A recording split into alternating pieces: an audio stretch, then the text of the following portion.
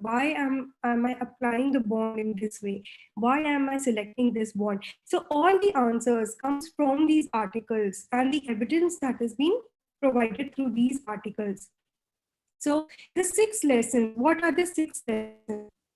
Sorry, management of carious lesion is the lesson 1. Assessment of the structural compromise, that is our risk assessment, is lesson 2. Lesson 3 is immediate dentin sealing and resin coating. Lesson 4 is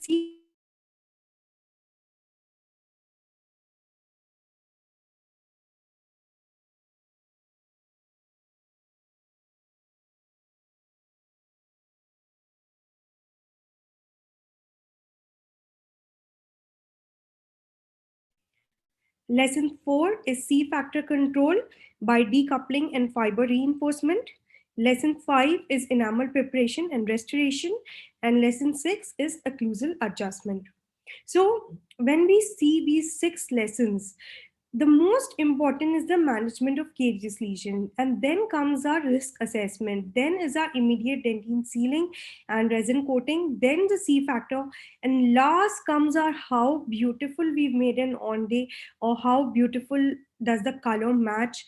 So when we see the it's just not the aesthetic aspect, and lastly the adjustment.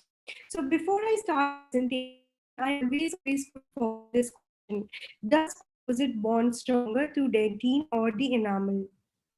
And this question, and I thought that dentine could be the answer to this question. First thing that came to my mind is, of course, enamel. What kind of question is this? We all know that enamel is the standard. It's got the best bond strength, but this is not true. If we study the evidence properly, we'll see that the dentine produces much higher bond strength than an enamel would do. But the problem with the dentine is a living tissue. And because of the presence of moisture, because it's an active tissue, it tends to lose that strength over the time. So our dentino-enamel junction, the junction between the enamel and the dentine, is supposed to be the it's been made by God, and it's supposed to be the highest level of bonding between the two surfaces.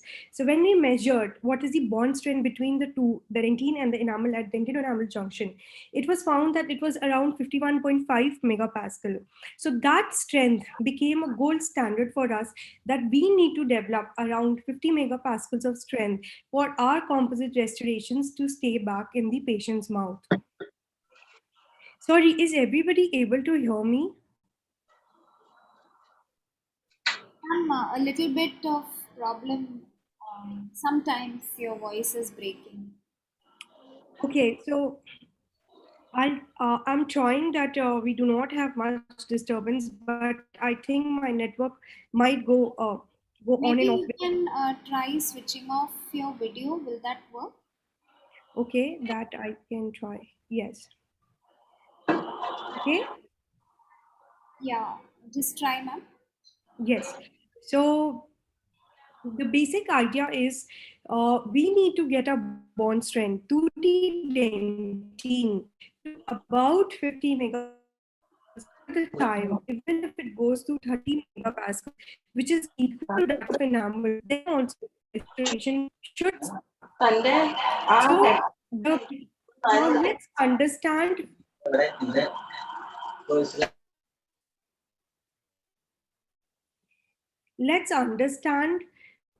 from this very basic diagram what is the bond. So now I have a slab of tooth structure. Half of it is enamel and half of it is a dentine. And now I take a blob of composite. I place the composite half on enamel, half on dentine, and I cure it at the same time. So now what is going to happen is my composite is going to move towards that bonds.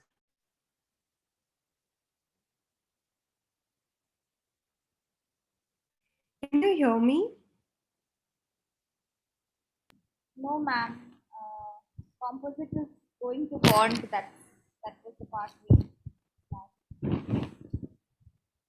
Yeah, I stopped at that point. Yeah, but Okay, before so that, now, it's not really clear actually. okay, let me see. Just give me a minute, please. Yeah, sure.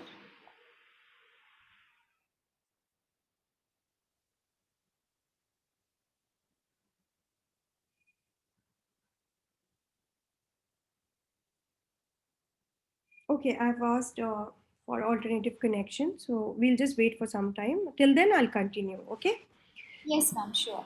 So the enamel and the dentine, when bonded together, your composite, when we bond together in the enamel and dentine, what is going to happen is my composite is going to float towards the enamel, and my dentine is going to get debonded. And the reason why this happens is because when the composite is, it's a monomer, right? And when we light cure it, it converts into a polymer.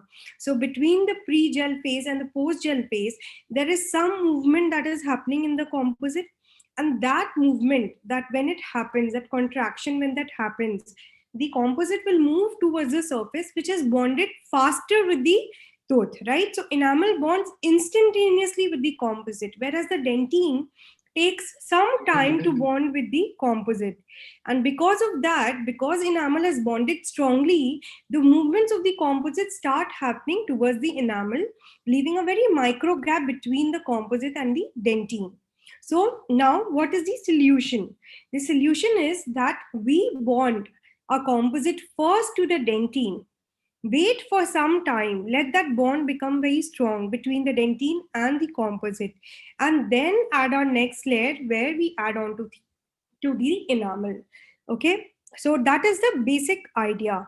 So now if you'll ask me in simple terms, what do I mean by bond, bonding maturing faster with enamel and bond not maturing faster with dentine?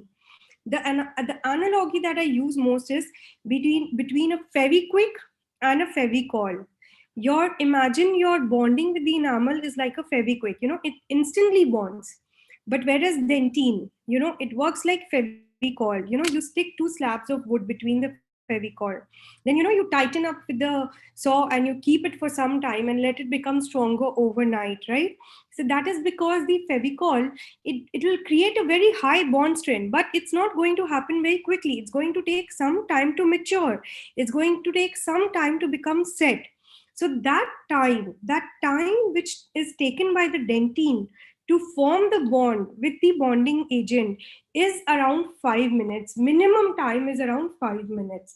So that is the amount of time that I have to wait before I apply my composite to the enamel. Otherwise, my composite is going to move towards the enamel. Ma'am, is it okay with the video, with the lecture now, with the volume now? Once more, because 5 minutes we are curing it for 60, 30, 20 seconds. Once more, Yes, 5 minutes waiting. 5 minutes waiting in sense you are yes. bonding in dentine, we are placing in dentine, right? Yes, when we have We bonded our composite to the mm, dentine, we've yes. cured it. After curing, we Uh, need to wait for minimum of 5 minutes for okay, that okay, bonding agent to become set. Because okay, it okay. takes that much time Uh, for my dentine to create that strong bond with my bonding agent. And okay, then okay. is when I'm going to add my next layer. Uh, That this we this don't we don't need to add another increment after 20 seconds, right? no, we should not. We should add only zero point 0.5 mm of composite, and that's all. Okay, once you bond it, place in dentine, you have to cure it for 20 seconds, wait for 5 minutes to set it, right? No, we'll add zero point 0.5 mm of layer of composite and Hmm. then wait for 5 minutes. After curing. Yes, after curing. Okay, okay. We'll see, sir. Huh? I'll discuss this in I detail. think we Okay, can keep the doubt session towards the end. You can Yes. either put your doubts in the chat box and towards the end ask the doubts. Thank you so Yes, much. I will let us go through the lecture, and then we will discuss the questions at the end. Because if I say now, it will not be a complete part. So let us first go through the entire lecture, and then we will have a discussion. okay. So composite takes time to mature.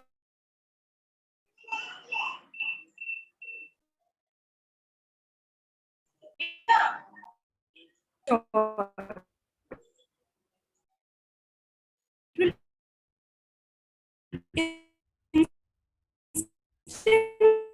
the composite, but in some time, and we'll discuss more about it in the later slides.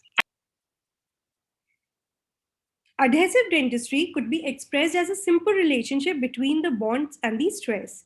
If the bonds can withstand the stress, the restorative technique will be successful. Now, what is biomimetic dentistry? A dentistry that mimics the properties of natural teeth through adhesion and is based on an in-depth understanding of tooth structure, mechanics, and adhesion. This is what is your main core aspect about biomimetic dentistry. So Dr. William Douglas in 1999 was the first person to coin the term biomimetic dentistry, and we need to understand the main principle. These new restorative approaches do not aim to create strongest restoration, but rather a restoration that is compatible with mechanical and biologic properties of the underlying dental tissue. So the natural tooth is the guide to how we are going to restore our restorations. So what is the main goals? The main goal is to preserve the pulp vitality, to manage the polymerization and residual stresses, to prevent the repeating of the caries, to prevent the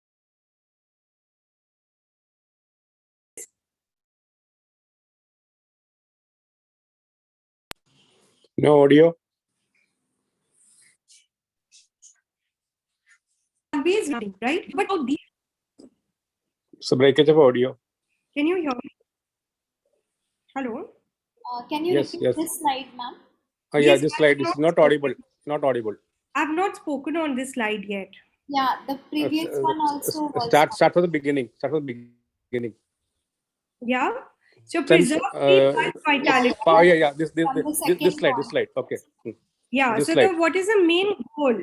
The main goal is preserve the pulp vitality, manage the polymerization and residual stresses, and preserve the remaining tooth structure to improve the biomechanics. So when we see the slide, we understand that in biomimetics we have already taken for granted that enamel is bonding very well.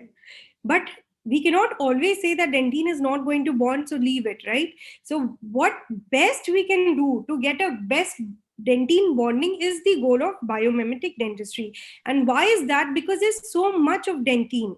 And if I do not bond to that dentine, and a micro gap is present in that area, what is going to happen? My dentinal fluids is constantly going to move into those micro gap area, and because of that movement, I'm going to keep having the post operative sensitivity. So it is very, very important for me that I have a good dentine bonding to prevent that post operative sensitivity to take place. So, the goal of biomimetic in restorative dentistry is to return all of the prepared dental tissues to full function by creation of a hard tissue bond that allows functional stresses to pass through the tooth, drawing the entire crown into final functional and biologic aesthetic result.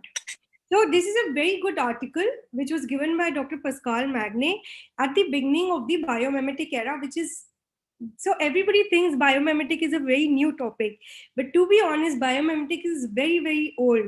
It started 20 years back. So uh, and very long back they realized it's only that because of the internet that we've been able to get an access.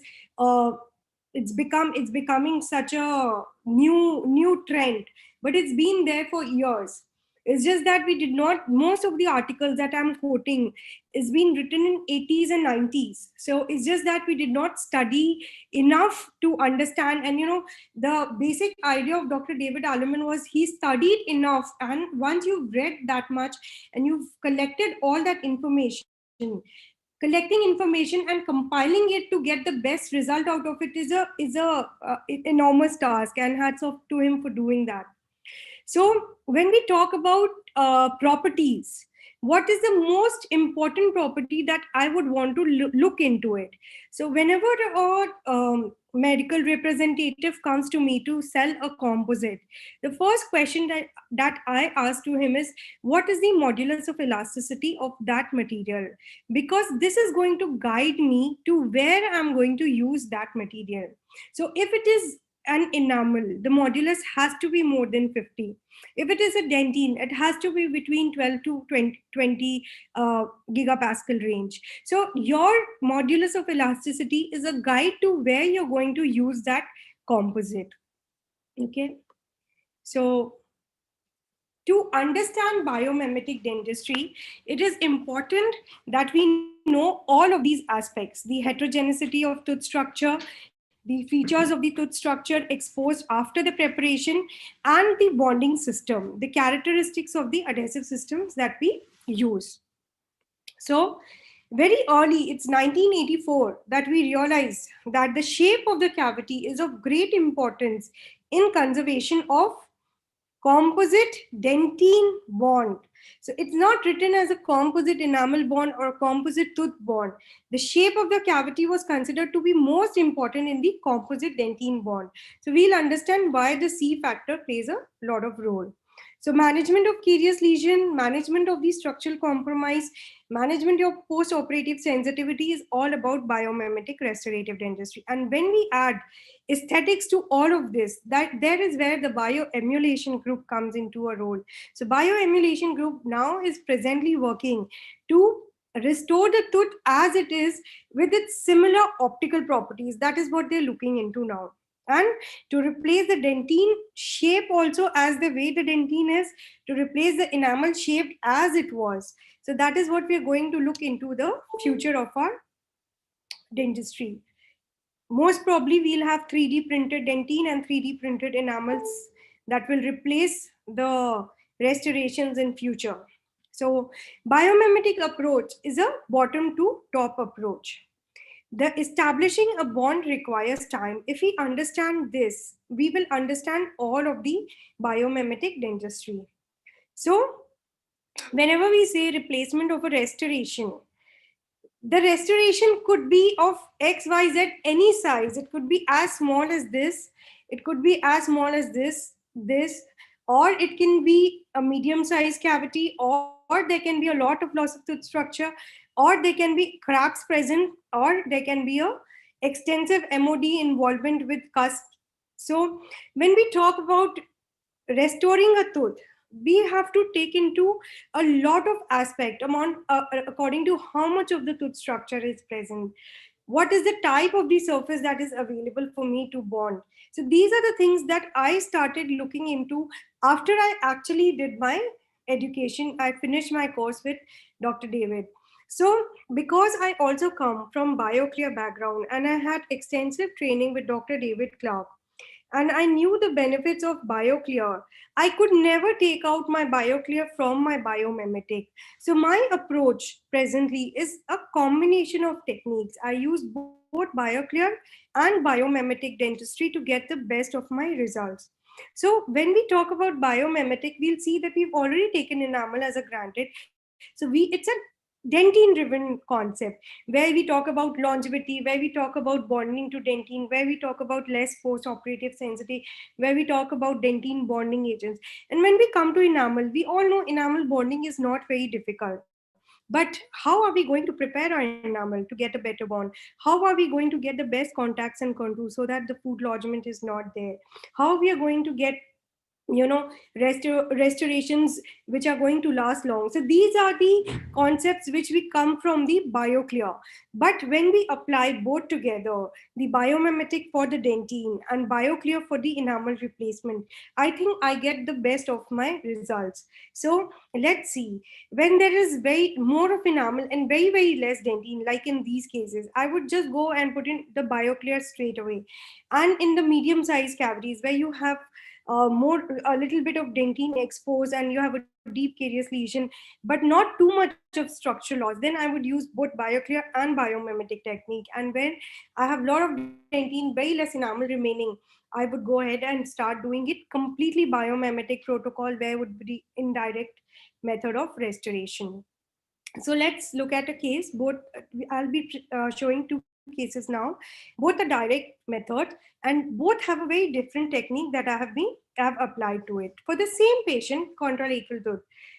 So this is a patient who came to me with a restoration. We just split the restoration so that we could pass the rubber dam, and we started achieving our caries removal endpoint. So I'll be discussing all these terms in detail: caries removal endpoint, resin coating, peripheral seal zone. So just let's go through this case and then we'll discuss more.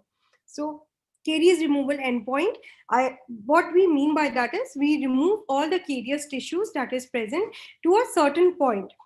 So we start removing it, and this is what is we called as peripheral seal zone. We start developing a peripheral seal zone, that is from outside towards inside.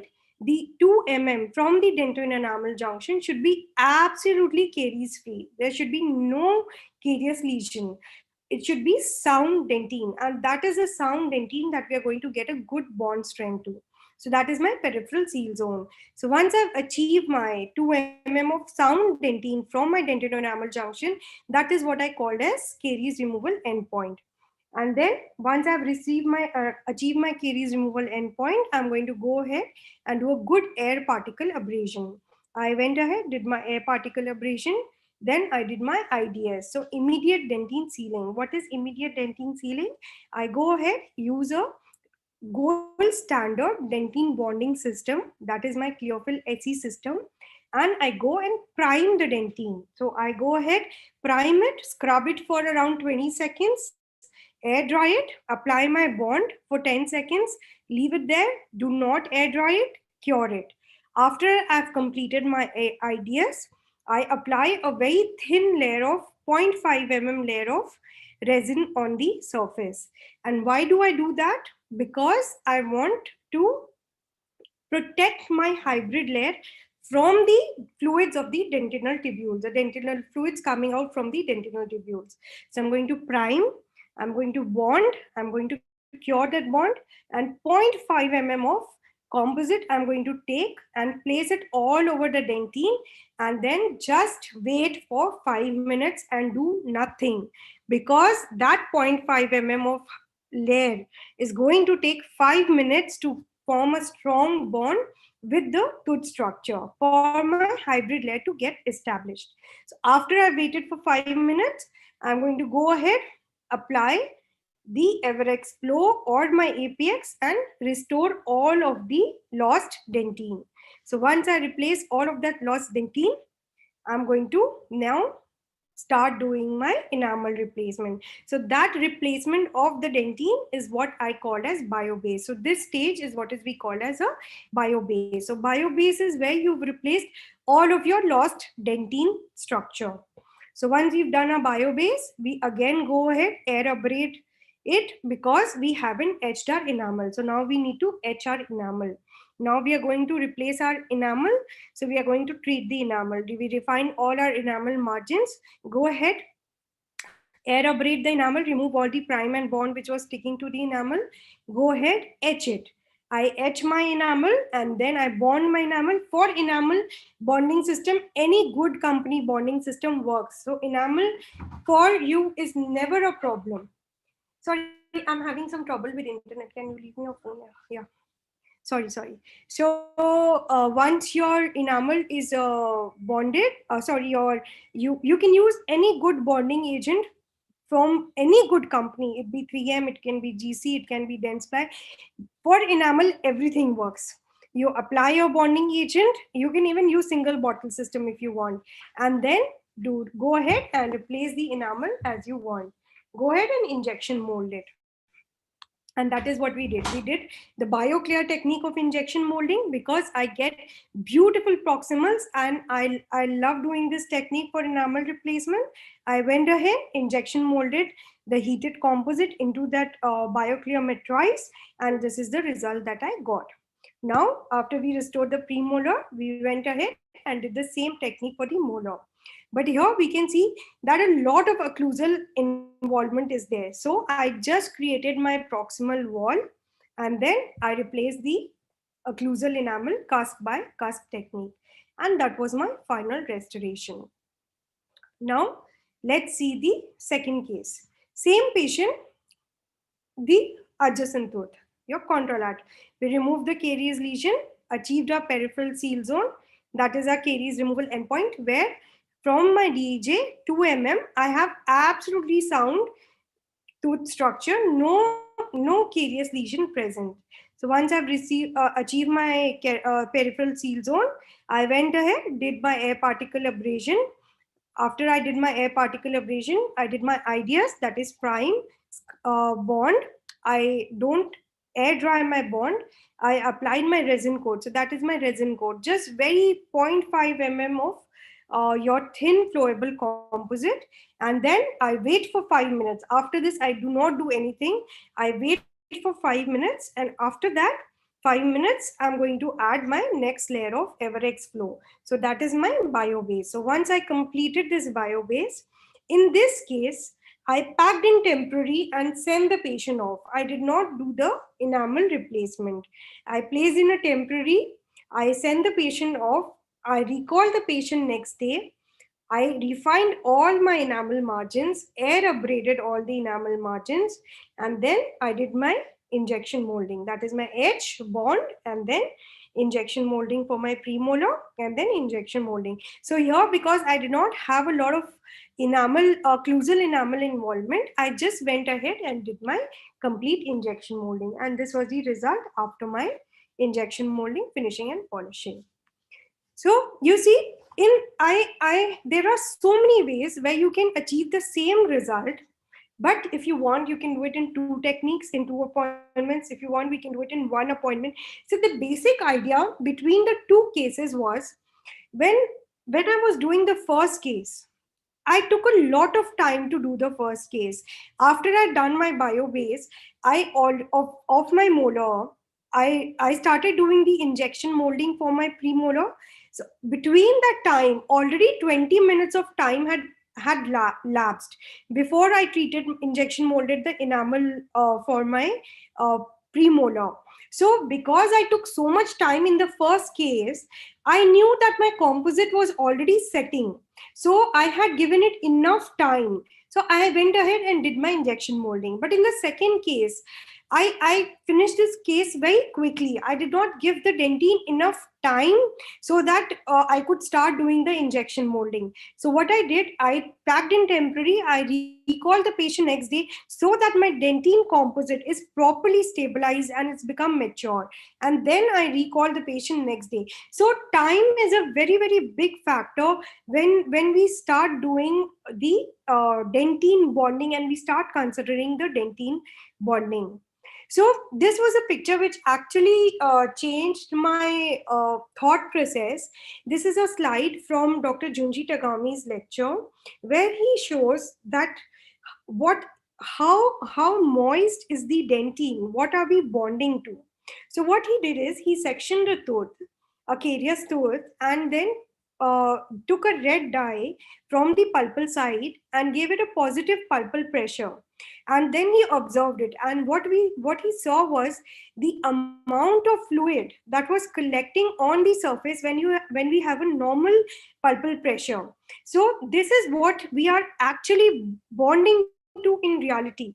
So we as a clinician do not realize how different the dentine is from the enamel. And this was the picture which was an eye opener for me, where all these years into the practice, in my MDS, during my graduation, I never considered dentine as a separate substrate than from an enamel. So the basic concept was create the cavity edge bond and just put in the composite as soon as you can and try and finish off the patient. So that was the idea long back. But now rubber dam is essential, microscope is essential, giving it enough time for the dentine bonding is essential, because we know that there's so much of moisture. You need a prime, for the dentine. So let's go ahead and understand why I'm saying that dentine bonding is so important for biomimetic.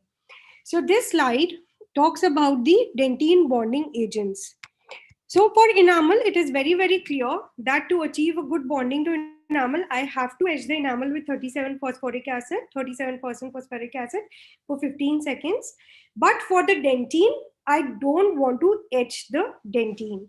So the gold standard is prime and bond, two system, prime and bond system. That is your Cleophil SE system. So before I enter into Cleophil SE system, let us understand the bonding agents. So first three generation of bonding agents are obsolete and not that important. So let's start from the fourth. Any bonding system will have three components. That is your H, prime, and bond. Sorry, ma'am, am I audible?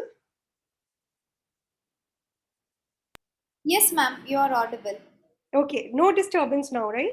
No, no, no Okay. disturbance. So for any bonding to happen, there are three aspects to it. There is H, there is prime, and there is bond. So what is H? H is something that is going to remove the tooth structure, leave a collagenous network and then what is prime? Prime is something that is hydrophilic monomers, and we know why we need hydrophilic monomers, because dentine is a living tissue and there is exudation of fluid from the dentinal tubules. We cannot bond directly a hydrophobic bonding agent to a wet tissue. So we need a prime, that is your hydrophilic monomers. And after we've primed it, we need a hydrophobic, a real bonding agent, a hydrophobic monomers that are going to displace all the prime or remain with the prime in there and create a strong bond. So any system require three things: your H, prime, and bond for dentine bonding. So let's see the generation. Our fourth generation was where we do a separate H, where we do a separate prime, and where we have a separate bottle for the bond. So we have one gold standard from this three bottle system, that is H, prime, and bond, that is OptiBond FL. But OptiBond FL is not available in our country, so we do not want to discuss much about it. Let's discuss what is the next best option. So that was our fourth generation where we had a separate H, we had a separate prime, and we had a separate bond. So now everybody said it takes too much time because we have three bottles.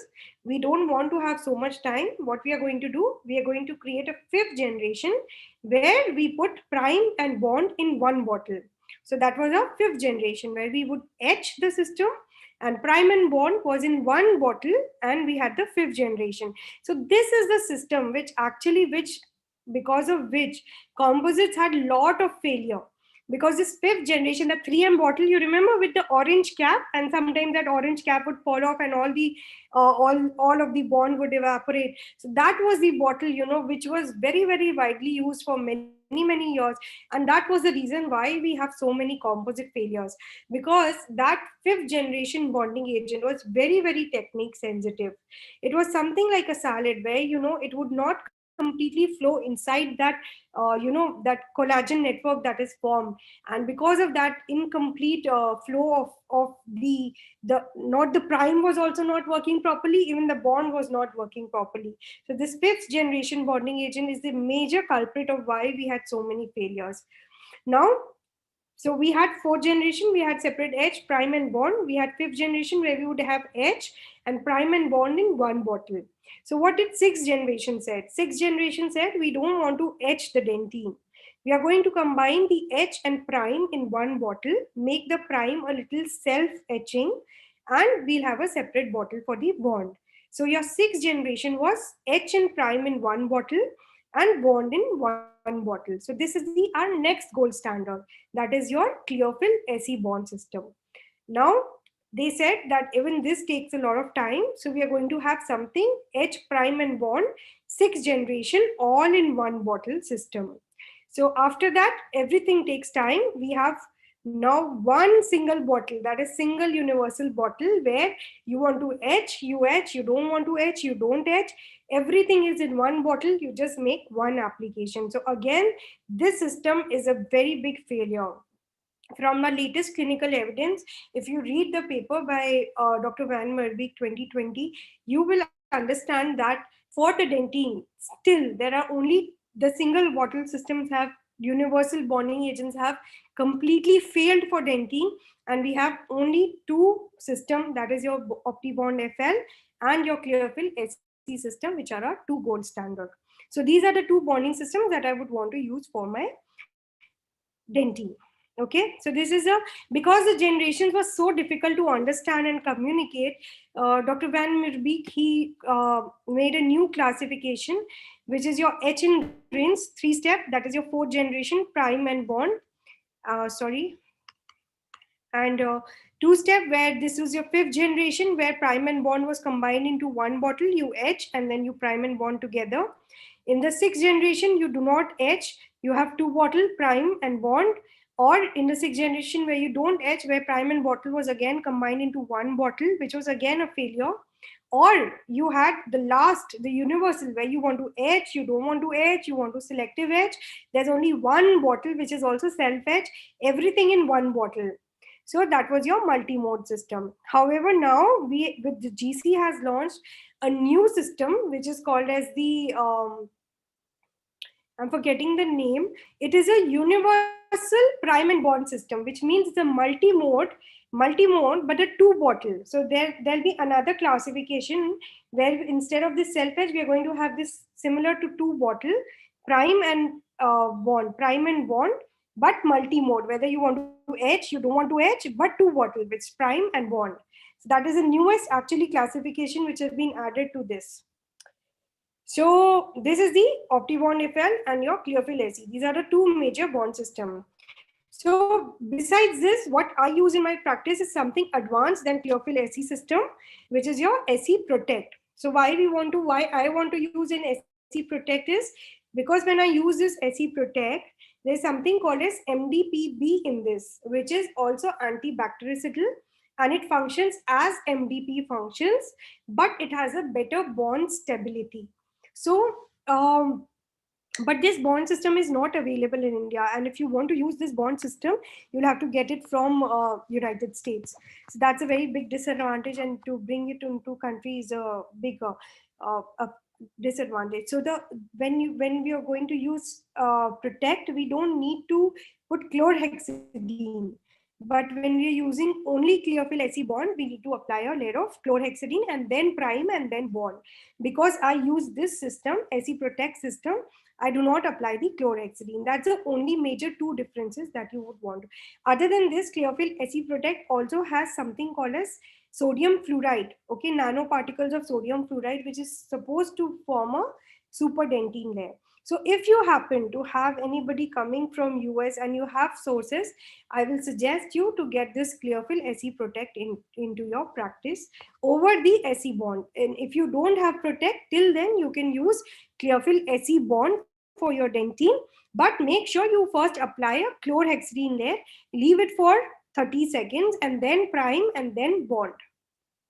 Okay, so hierarchy of importance, as I've already told you, that first lesson is more important than second, then third, then fourth, then fifth, and then sixth.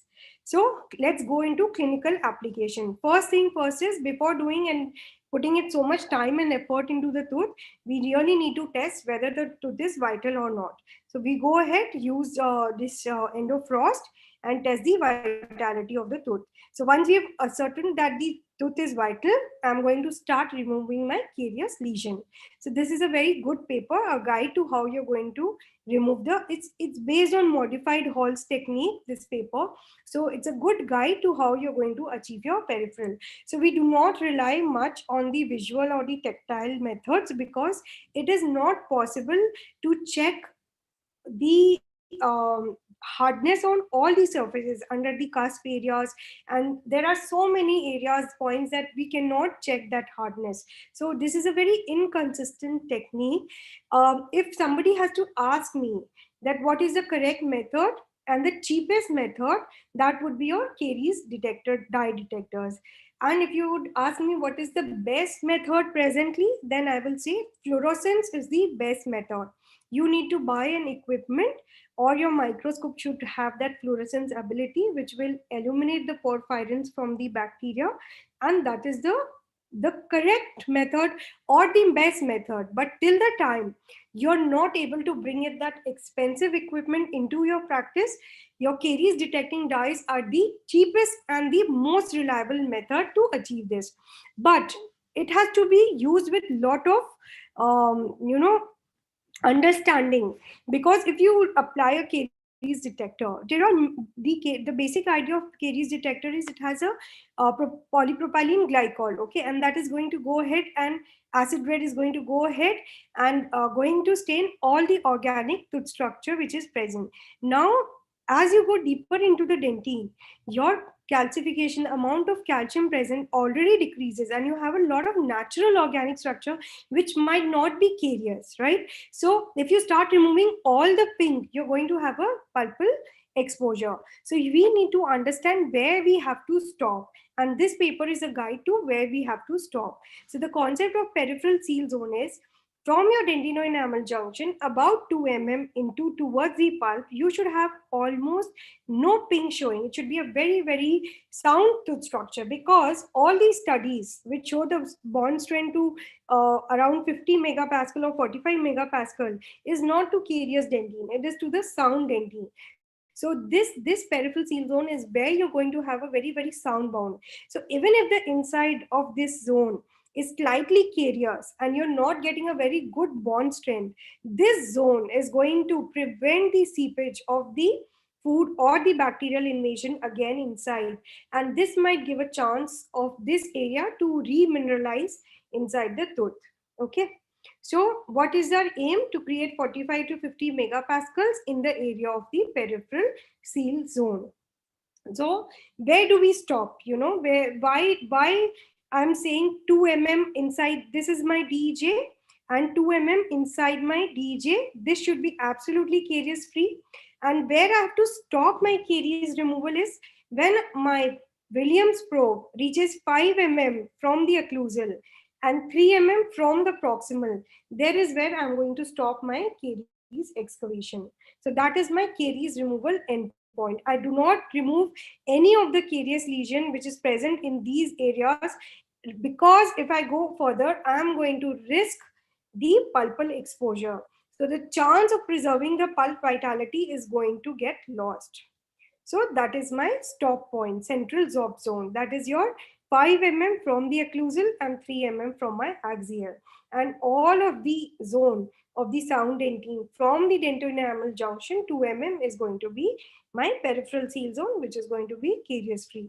Now, once I start applying the caries indicator and I wash it off, what pink is to be removed? Okay, there was a lot of discussion that, you know, this pink I do not want to remove, this pink I want to remove.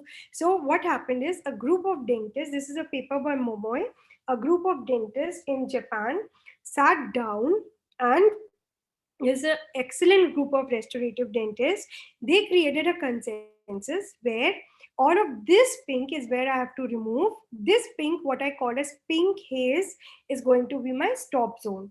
I'm not going to remove this pink, and this one, absolutely no removal is required. This is my natural organic pink that is going to get stained. So if you see any of these three colors, this is what you have to remove from 5 mm occlusal and 3 mm proximal, and stop at that point and do not remove anymore. Okay. So what is the next alternative? If you don't want to use the curare, you can even use the ultradent sable seek. Now let's go to lesson 2. What is risk assessment? So risk assessment is 1, 2, 3, and 4.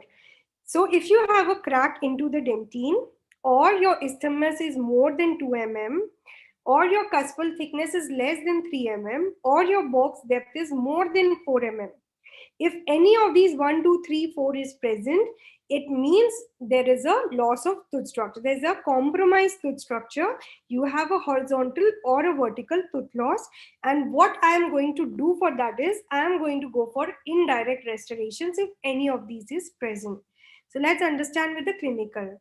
If any crack is present in the dentine, if my isthmus is more than 2 mm, if my cuspal thickness is less than 3 mm at the base of the cusp, and if my proximal box depth is more than 4 mm, this is what is a risk to the tooth, and there is a tooth loss. There's a horizontal or a vertical tooth loss.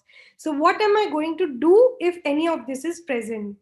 I'm going to remove all of the crack in the peripheral seal zone if present.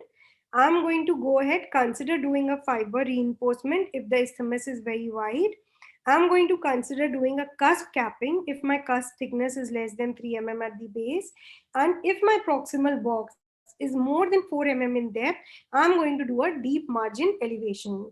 So this is the risk assessment, is where after you've done your caries excavation, you look at the tooth structure, you do your risk assessment, and this will guide you whether you're going to go ahead give a direct composite restoration, or you're going to go ahead give an direct only restoration, or an indirect only, or an indirect ceramic restoration. So this is the guide to which, many people have a question when to go for direct and when to go for indirect. So this risk assessment is your flow chart, your guide, 1, 2, 3, 4. If any of this is present, you should start considering towards going towards the indirect options. Okay. So for me, it is when I've achieved this and I know and I've done all of this, I see what is my remaining tooth structure present, and then I decide whether I'm going to go for a direct composite or I'm going to go for an indirect composite. Now, next step, remember air particle abrasion. So why do we do an air particle abrasion? Remember, we do not want to etch the dentine. Etching the dentine has a lot of problems. There is a zone called a soft zone present between the dentine and the enamel, which is less mineralized, but that zone is mostly organic. And because we don't want to etch that zone, that is the reason why we do not want to perform selective etching or the etching of the dentine. The latest papers, the systematic reviews and meta-analysis says, or there's a trend, if you read the conclusion, you'll realize they say that, we want to move towards using self-etching system for the dentine and withdraw from etching the dentine. So all the evidence point towards that the best system to use is the Clearfill SE system. That is why we're starting to refrain from using the OptiBond FL for etching, because it requires etching of the dentine. So, because we are not etching the dentine and there's a lot of smear layer present, because it's a very mild acidic, the primer of a self-etch system is very mildly acidic, we need to remove that thick smear layer. So, it is very, very important that we go ahead and air abrade after we've completed our preparation. What is this air abrasion going to do is, it is going to remove that smear layer. It is going to compact some of the particles into the tubules. That will reduce the sensitivity and of course increase the surface energy and remove the oil and debris. So if you want to use the Clearfill SE system, it is very, very important that you have incorporated some form of alumina abrasion into your practice, whether it be aquacare or any device. You can use any device that you have in your practice. You can use a BioArt alumina micro etcher, any device, but you need to perform an air abrasion. That is mandatory. That's because only aluminum oxide is a particle which can remove the tooth structure. No other substrate removed. So it's very important that you have aluminum oxide and blast it over the dentine. So once you've done your air particle abrasion, next what you're going to do is immediate dentine sealing. So the concept of immediate dentine sealing, although Dr. Pascal Magnet has a very famous paper on this, the original concept actually came from Japan. And because it was written in the Japanese language, that paper did not become very renowned or famous. But the origin, if you'll ask me, it comes from the Japan. So the immediate dentine sealing allows a stress-free dentine bond development, because it is said that when you do an indirect restoration and you have an immediate dentine sealing done, your bond strength is about 300 times more stronger than it would be when you do a delayed dentine bonding. So how do we perform an immediate dentine sealing? Let's go ahead and see. We've done our air particle abrasion. We clean the surface, wash it. So if you are using a Clearfill SE system, at this point, I will apply chlorhexidine, leave it for 10 seconds, 20 seconds. You want to air dry, you want to wash, you can wash. And after you've applied your chlorhexidine 2%, you're going to prime. So when I'm going to prime, I'm going to really scrub the prime inside the tooth, kind of create that movement, that flow of the prime into that matrix. So scrub the prime very well. And once you've done the priming scrubbing for 30 seconds, air dry the prime very well. Your surface should look very shiny or glossy. So you'll know that priming is enough. If it does not look glossy, go ahead and prime once more. After you've done your priming, take the bond, apply the bond on the tooth structure, take an extra applicator tip, remove all the excess bond till you've removed you do not see any more excess bond being picked up by the applicator tip. Do not air dry this bond, because the Clearfill SE system, the bond is very, very thin. Okay. And if you air dry it, you're going to incorporate oxygen inhibition layer in that bonding agent. So we don't want to do that, incorporating excess oxygen into that layer. So we do not air dry at this point. We go ahead, wick away all the excess and cure it. And once I've cured it, I'm going to start my timer for 5 minutes. I start it. Once I cured my bonding agent, my assistant will go and start the timer. And after that, I'm going to take something called as Clearfill Majestic Flow or Aesthetic APX and zero point 0.5 mm. I'm going to apply all over the dentine. And once I've done that and cured that, till my 5 minutes do not get over, I do not add next layer. So only layer that you can add during the decoupling with time is your zero point 0.5 mm of resin coating. So why we resin coat is because, remember, amount of fluid coming out, and remember that the bonding agent is very, very thin. It's a very thin hybrid layer. So sometimes your hybrid layer may not withstand that amount of hydrostatic pressure from your dentinal fluids.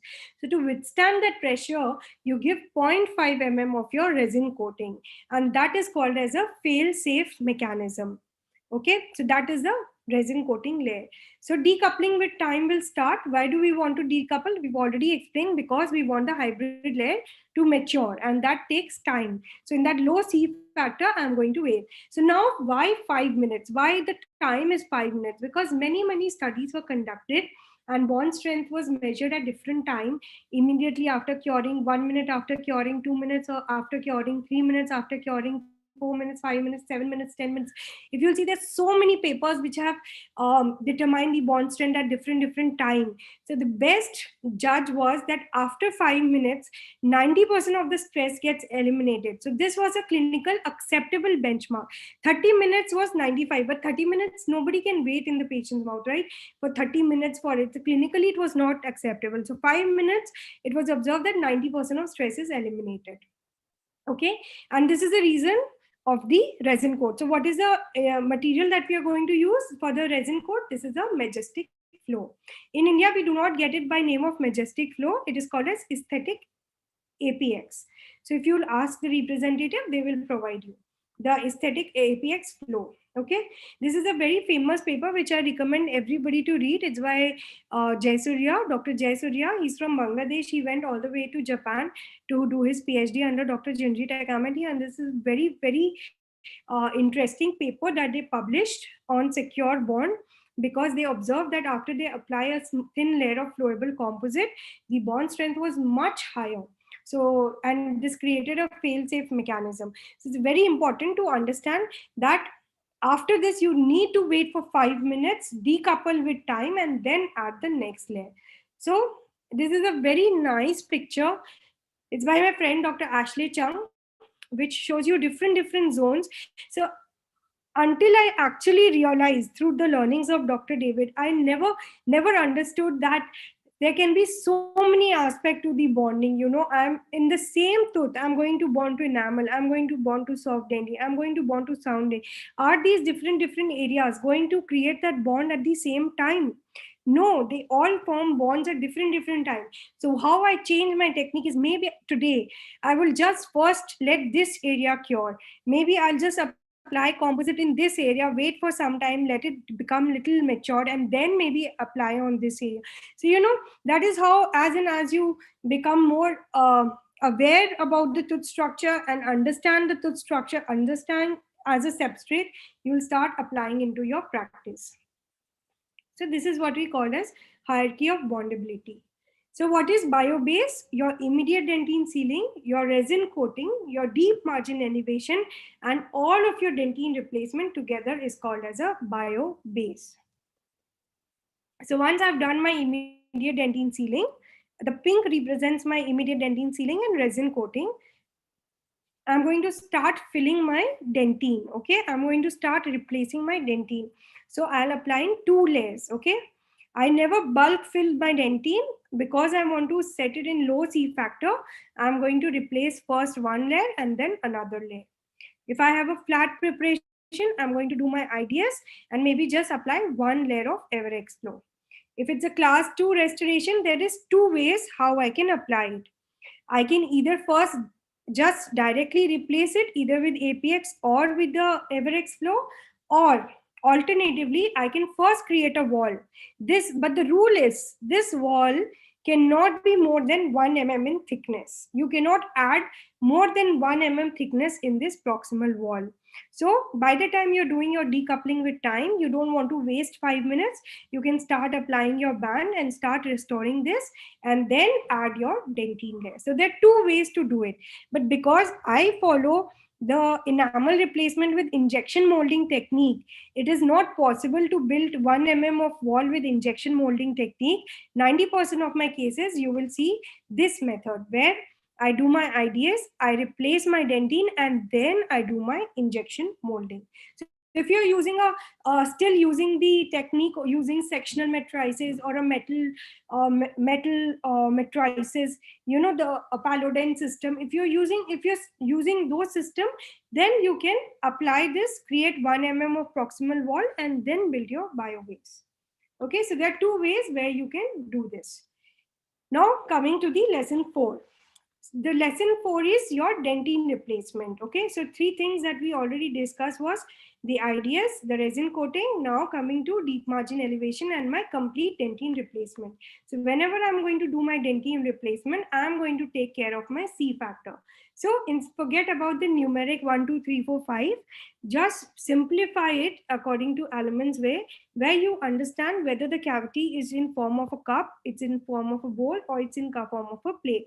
So if it's like a cup, fill it like a bowl. If it's like a bowl, fill it like a plate. So what I mean to say is, do not bulk fill it. Add in layers. At least for the dentine, do not bulk fill at all. Add in very thin layers. And if you feel that there's too much of tooth structure, then incorporate micro C factor, where you just add on this wall. You add on this wall, but do not connect these two walls together. Add on this wall, add on this wall, but do not connect them to each other. Let them independently cure. So that is called as micro C factor. I'll show a picture.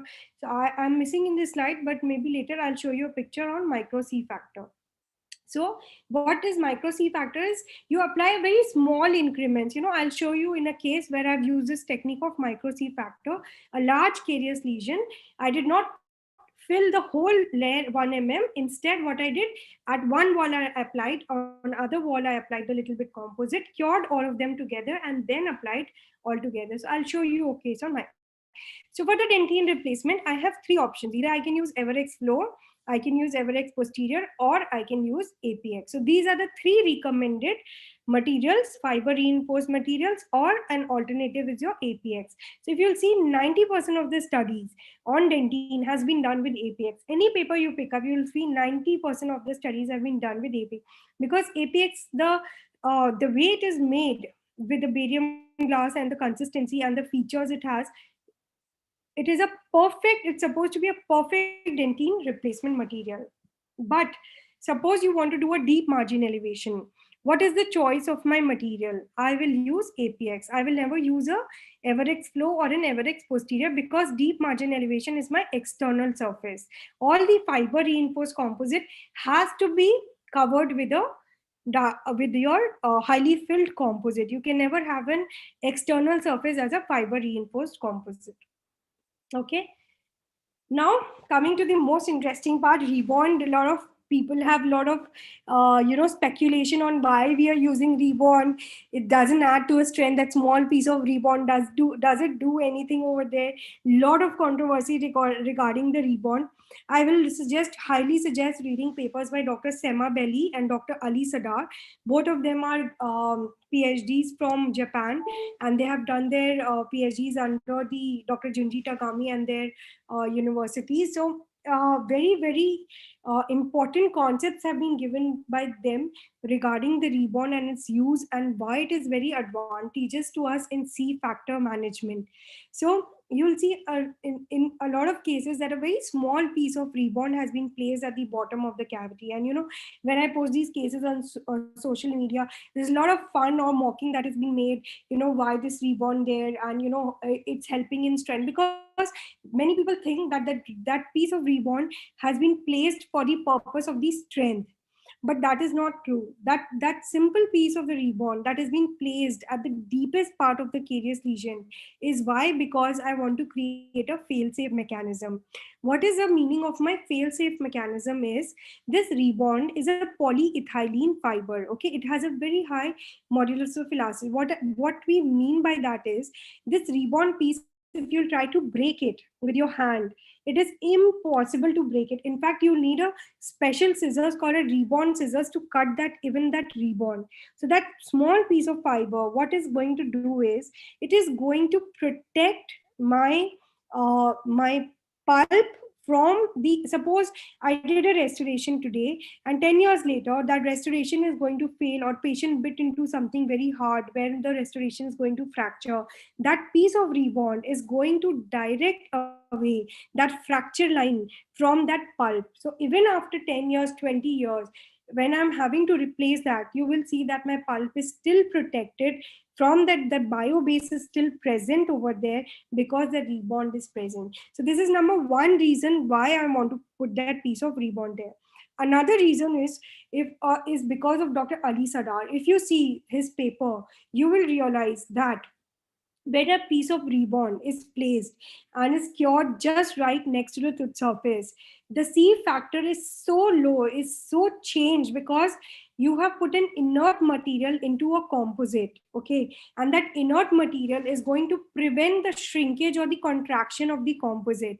Rather, it allows the expansion of the composite. So in a way, it is pushing the tooth composite towards the tooth, rather than removing it from the tooth surface. So when that composite is setting, it helps in creating a very, very strong bond.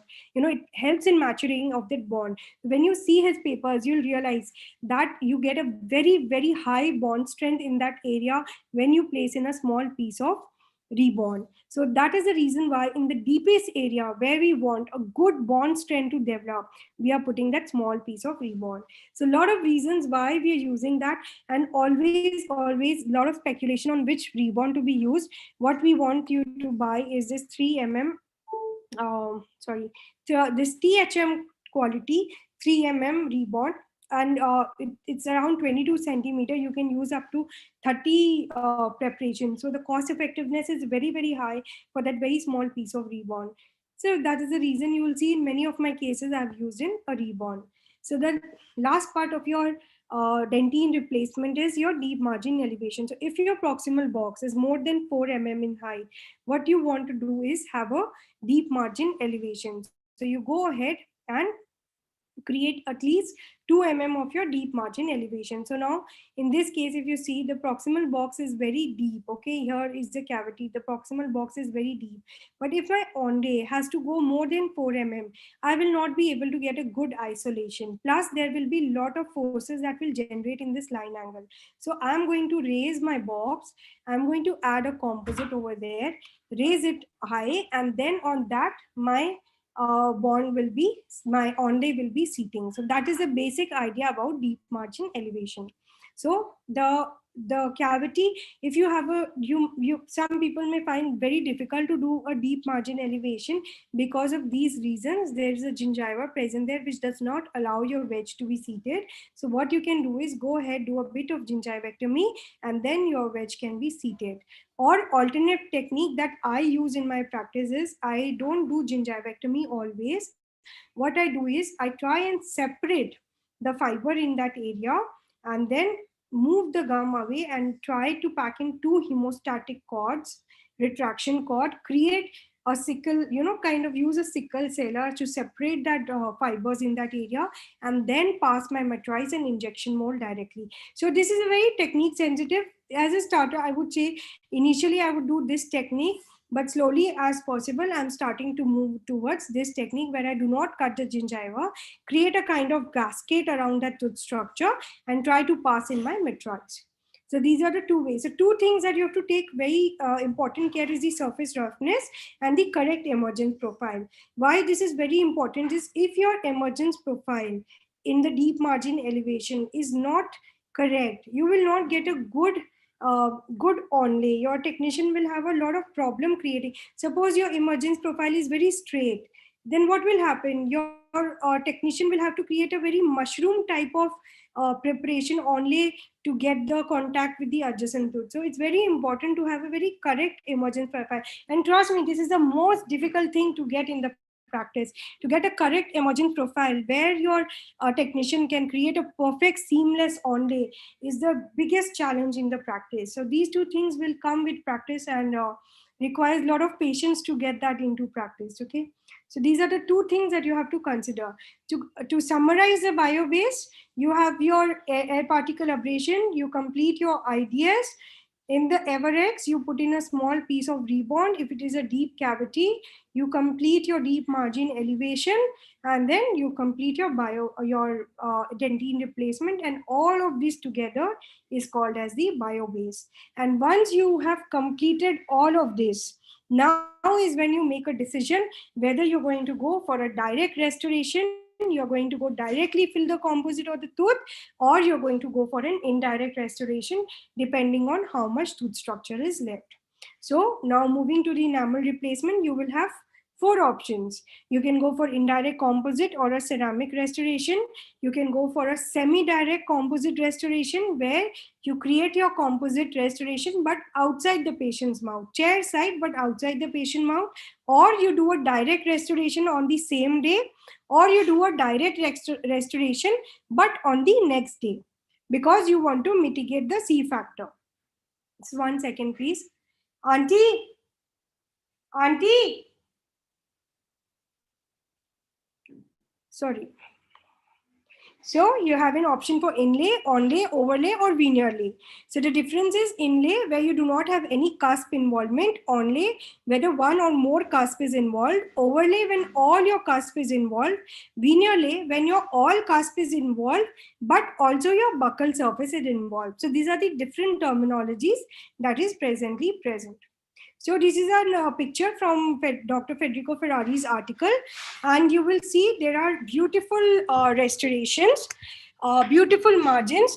Now, a lot of speculation on how should be my margin when I have my restorations, when I plan my indirect restorations, right?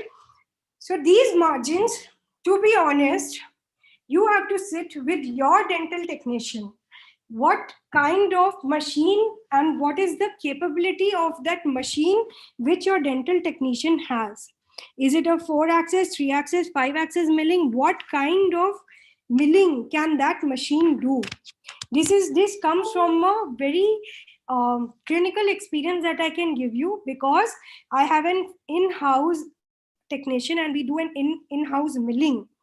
I have been testing my capabilities of my technician and my milling machine.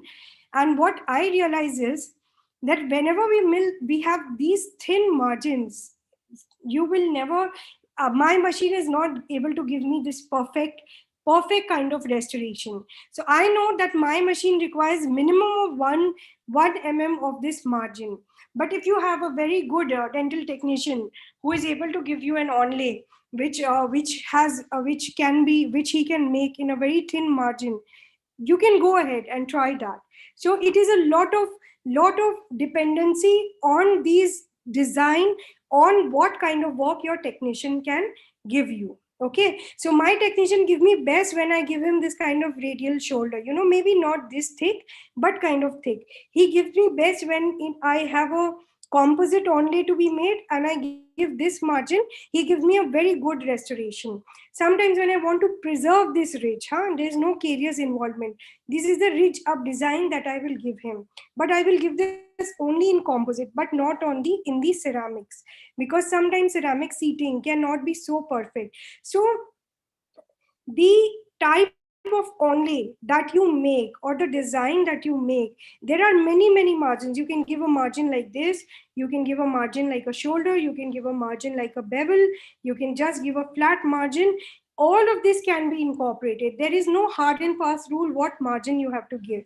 There is no hard and fast requirement that you should have this. You can use any of the technique, any of the machine, any of the designs that you want. You can keep your design, above the contact. You can keep it below the contact. If you have a good emergence profile, you can just keep it at the contact. If you have a poor emergence profile, maybe you want to take it down. If you have a very strong enamel ridge, you don't want to take it down. So all of this will highly depend on how skillful your technician is. And as you work with him, you give him more designs, you will have a better understanding of what margin I give, and he gives me a better work. But as a guide, I can tell you two things, that if you have a composite restoration or a composite onlay, whether it's a direct on composite or an indirect composite, bevel all your margins like this with the Kala Lily ball. And if you have an indirect and you're starting to enter into these kinds of restoration, give a kind of butt joint, kind of butt joint restoration. Your color may not match exactly as you want, may not, you may still have a lot of difference between the two, but you will have a good seating, you will have a strong restoration. To start out, maybe you can start like this and start testing the capabilities of your technician on how he can give you. So few guidelines I can give you is: reduce the tension cast if it is less than 3 mm. Control the C factor by onlaying all your weaker cast. Preserve the holding cast, that is, if it is more than 3 mm or 3.5 mm at the base, preserve it. Make the preparation relatively flat, do not have too many steps. Cavity design optimization: if you have a cast but it has little undercut, kind of fill it with the flowable composite. Do not try to remove all of the cuspal structure. Use fiber reinforcement to prevent catastrophic, that is your rebond or your Everex flow or your Everex posterior.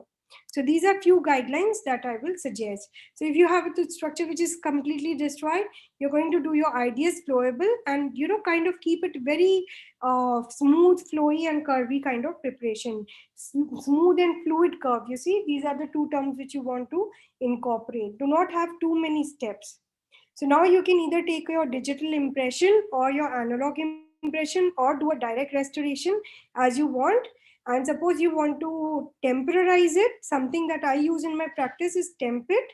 I take in a small piece of tempit, put it inside the cavity and cure it. That's it. And then next sitting, it's very easy to remove because it's blue in color.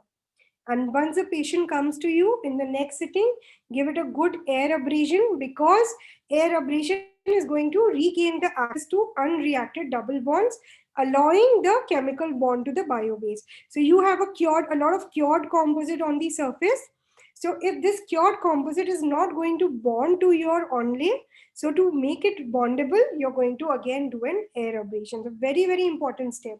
So you use your air abrasion very importantly before you bond to the dentine, and after you've done your dentine replacement, when you're going to bond your enamel, there is again when you're going to do your air abrasion. So you've done your air abrasion, etch your enamel, apply the bond, do not cure it,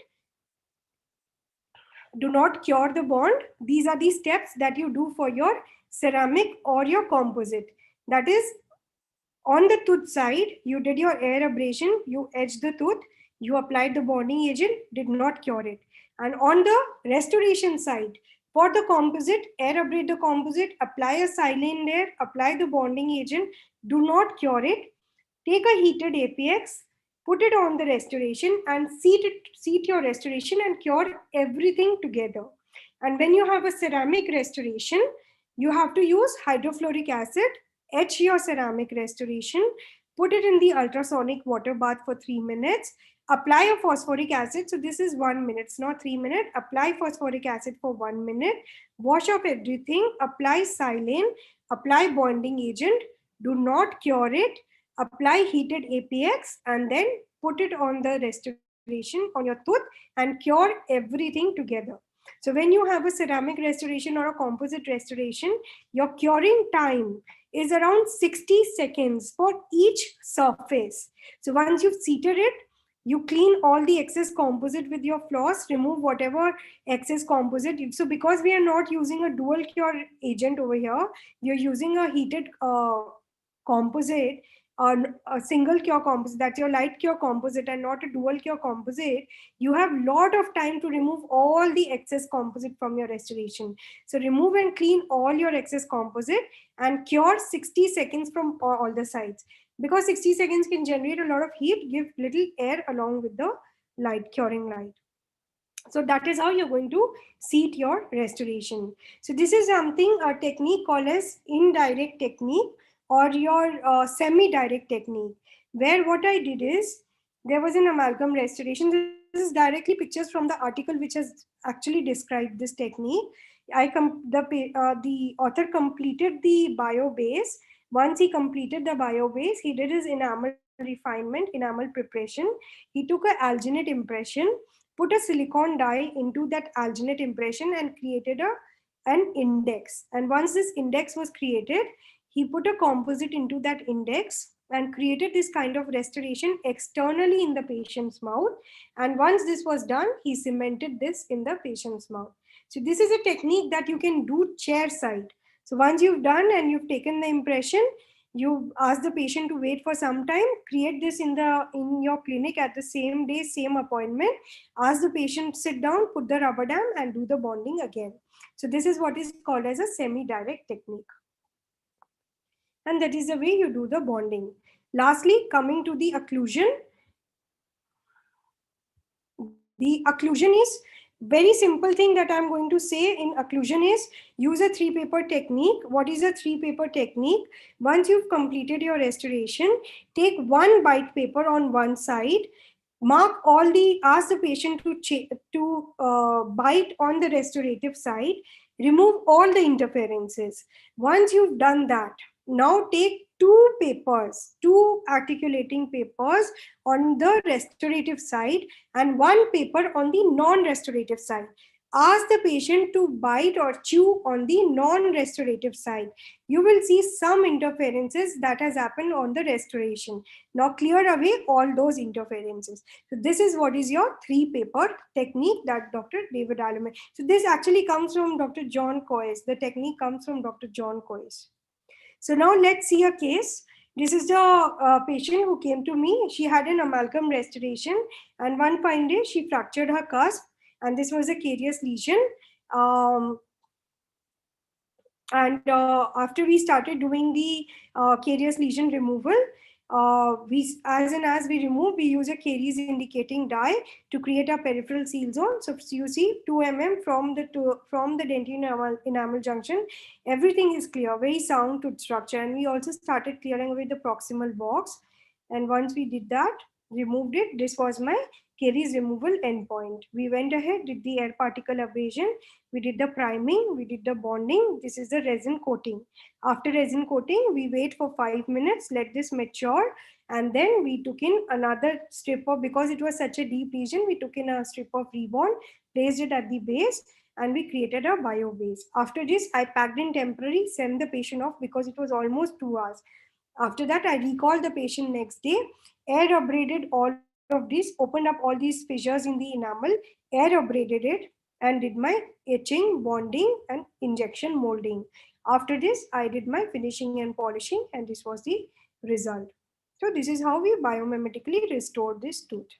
And this is how deep the restoration. Actually, it was a shock to me after I saw the radiograph. However, this tooth is absolutely vital, and it's almost been 1 year and 8 months that this case is on follow up with me. This was one of my first cases that I did after training with Dr. David Alleman. So this is another case where we have an amalgam restoration, removed all that biomass that is present slowly, steadily. If you see, my basic idea is I move from outside towards inside. If you'll see the cases, you'll see from outside. I start clearing away from the outside and never go straight away inside. Outside to inside, start clearing away the outside zone, create a good peripheral seal zone, air abrade properly, did my IDS, resin coating, put in the rebond in the deepest part, created my bio base, send the patient off, and I also put the band in this area and did the DME. If you see carefully, I did the DME after removing that, and then took an impression, got it, and cemented it in the patient's mouth. So this was an Emax only that we gave. Another case If you see, this is a large composite restoration, and because of this, it was starting to fail, and the ridge was breaking, and an occlusal effect caries was getting created. So we removed all of the old restoration, and if you see in this picture, you can see that crack line. The crack starting to develop because of peripheral rim fracture, and then we did the air abrasion, prime, bond, ideas, decoupling with time, and we took a strip of rebond, created a bio base. After bio base, you see the bevel here, because I knew I was going to give a composite restoration in this patient. My technician creates a very nice composite if I give this kind of bevel. So I gave in this kind of bevel, not a very butt joint. You see a very slopy bevel. So this is a bevel I gave, and we created a composite restoration. Indirect Cera. I think this is a Cera Smart material. No, sorry, this is by Brident company. If you see the X-ray, it doesn't show the onlay. So the Brident, I have stopped using this Brident company only because they are not radio opaque, and I have shifted completely to GC Cera Smart material now for my composite.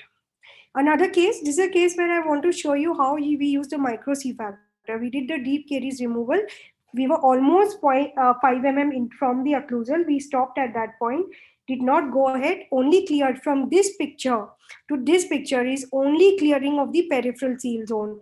At this deep point, we did not do any more excavation. So you see how it changes. The peripheral seal zone changes the dynamic. We cleared the peripheral seal zone, and once we did that, we gave a good air abrasion. We did our priming, we did our bonding, we did our resin coating, then the rebond layer, slowly and slowly. And this is the C factor. You see, because there was so much tooth structure at one point that I did not want to fill up everything together. So this section, these were not connected. This section and this section, and we took a instrument, separated all of them, and cured them separately. So this is what is called as C factor management. So if you don't want to do 4 cusps together, maybe you can only do 1, and you can only do 2. And then once that is done, add another layer on the top. So that is your micro C factor. We did the prep, and after we did the prep, we did the onlay cementation for this patient. Another case, this was the last tooth in the arch. I had a lot of difficulty understanding this case, but I was very happy with the end result. First day, I knew because this was last tooth in the arch and I would not be able to do the enamel replacement. So first appointment, my major objective was to take care only of the dentine replacement.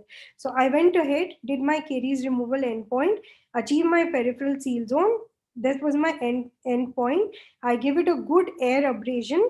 I gave, after air abrasion, I primed it, bond it, did my resin coating, wait for 5 minutes, did my enamel replacement, dentine replacement, pack the temporary, send the patient off.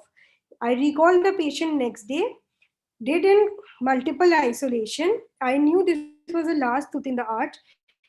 I used a 229 KSK clamp and applied it only at the distal aspect. Then did our air abrasion.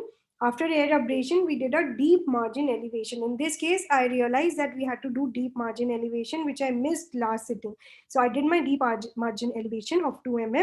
And after I did my deep margin elevation, I placed in my BioClear Matrice, injection molded the H bond, and injection molded the proximal wall. And once I injection molded my proximal wall, I H bond and did my cusp by cusp replacement. So that was my management for the distal most tooth in the arch.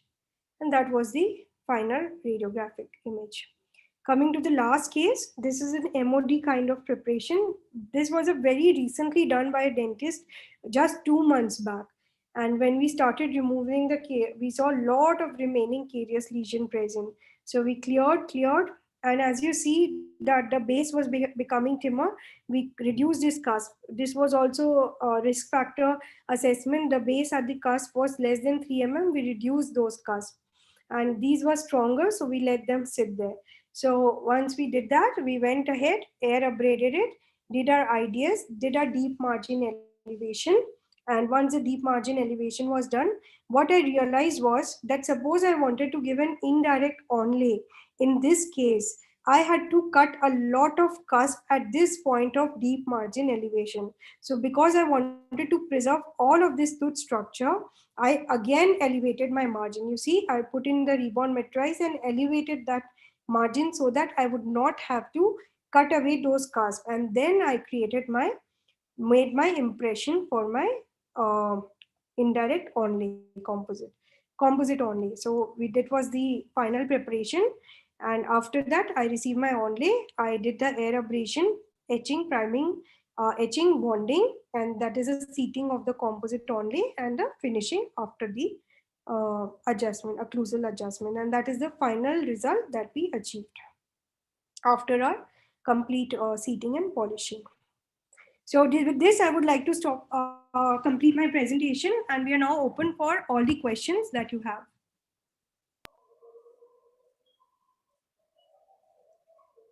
Thank you very much, ma'am. I'm sure there will be a lot of questions. Ma'am, I will just switch off my presentation. Yeah, I think it's already on. Oh, it's off? Okay. Yeah. Uh, Participants can, in the meanwhile, um, yeah, now you can unmute yourselves and ask, but still, I would prefer doubts in the chat box. All of Please, you who have doubts can type in the chat box. please I let me have, know. If you have any questions, we are free to open to take the questions at this point.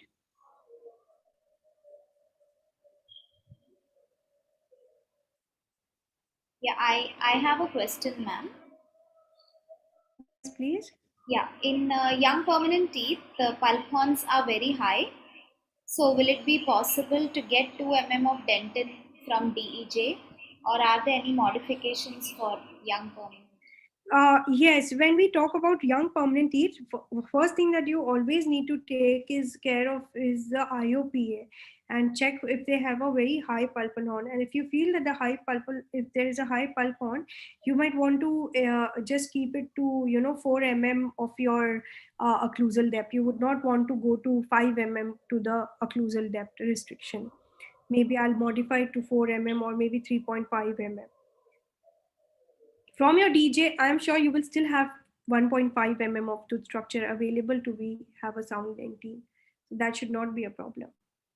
It's only when you start excavating from the occlusal, that measurement of 5 mm from occlusal and 3 mm from proximal, that is what will change. Your occlusal will become 4 mm and your proximal will become say around 2 mm. Is there any alternative to air abrasion? No, this is a very, very common question that I get. Is there an alternative to air abrasion? Is there an alternative to aqua care? There's only one alternative to aqua care, that is your crystal mark system, which is not marketed in India.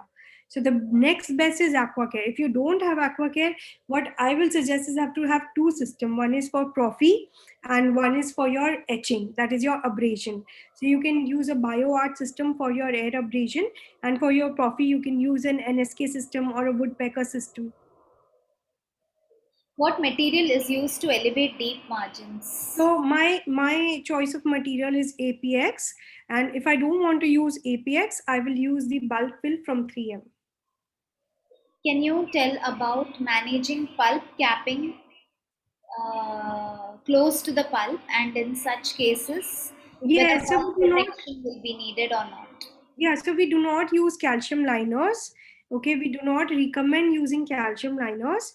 What if suppose you've had a pulpal exposure? Suppose you had a pulpal exposure, you need to use a hypo and control the bleeding. And if the bleeding gets controlled within a minute, you can go ahead and apply MTA and then continue doing your rest of your steps. Okay, ma'am. In the RVGs that you showed, some of the restorations appeared very close to the pulp. So, in such cases, whether pulp No, protection will be needed or not? none of the cases, if you see, I've used a pulp liner or nothing. I have gone in, air abraded it. Yeah, there have been cases where initially when I went in and did my air abrasion very close to the pulp and I had pulpal exposures. So in those cases, I went ahead and did the pulpotomy or I did the root canal. But suppose you want to avoid that pulpal exposure, go ahead and bond that area and then do your air abrasion for the sound dentin.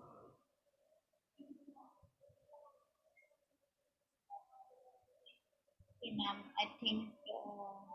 Are there any more questions? Would anyone want to unmute and ask?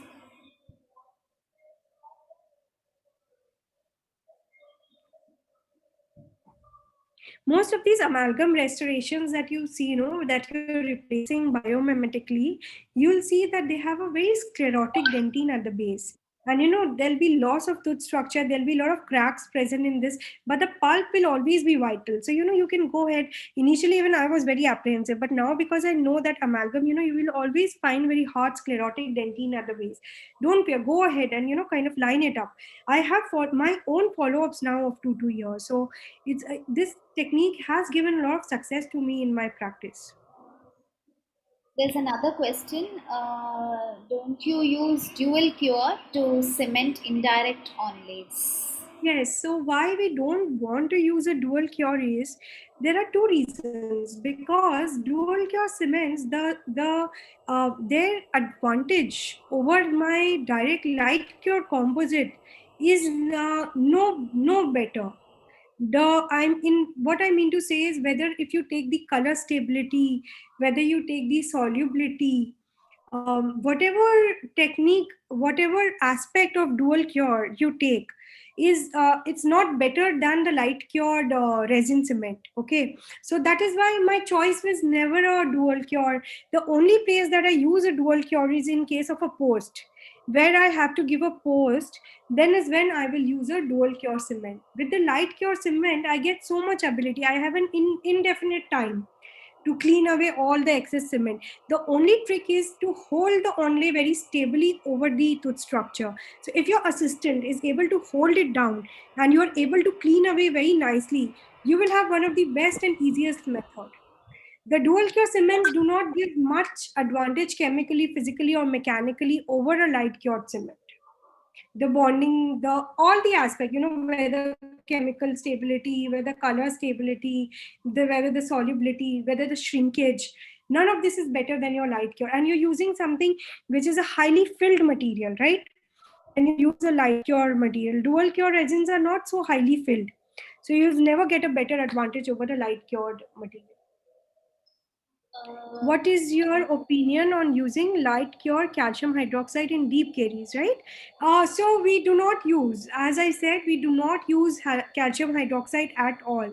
If it is a deep caries and you are expecting that the patient might have, if the patient gives you any symptoms of pain, if there is any change in the periapical radiograph, if there's any PA present, you have to go for a root canal treatment. To perform these kinds of treatment, there should be no history of pain, there should be no, your radiograph should be absolutely clear, no periapical lesion should be present. Your tooth should give you a cold testing, a positive cold testing, not a delayed cold testing. So then is only when you will go ahead and do these kinds of treatment. So if any of these were problem, then you have to go ahead and do a pulpotomy or a root canal treatment. Thank you so much, ma'am. I think that's about with the questions. I now request our EC member and endodontist, Dr. Ranjit Raj, to give the concluding remarks and the vote of thanks.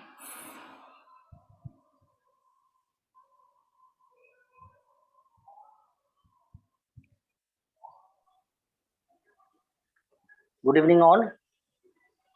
On behalf of IDS Triponitra, I would like to thank our speaker, Dr. Disha Agarwal, for delivering such an information-packed lecture in such a short time.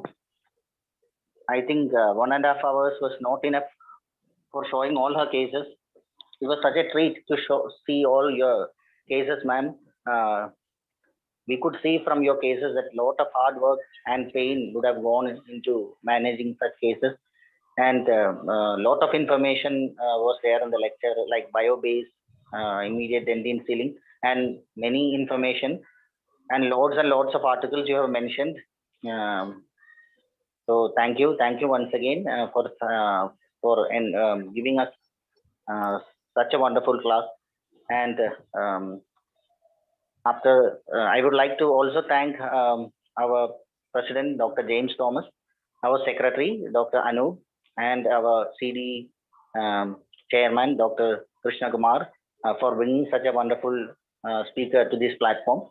And finally, I would like to thank all doctors who have attended the lecture. Thank you all. Thank you so much, sir, for inviting me. It was a pleasure to be at the IDA. Thank you so much. Thank you very much, ma'am. And that brings us to an end of today's program. Thanks all for joining. See you again next time. Thank you.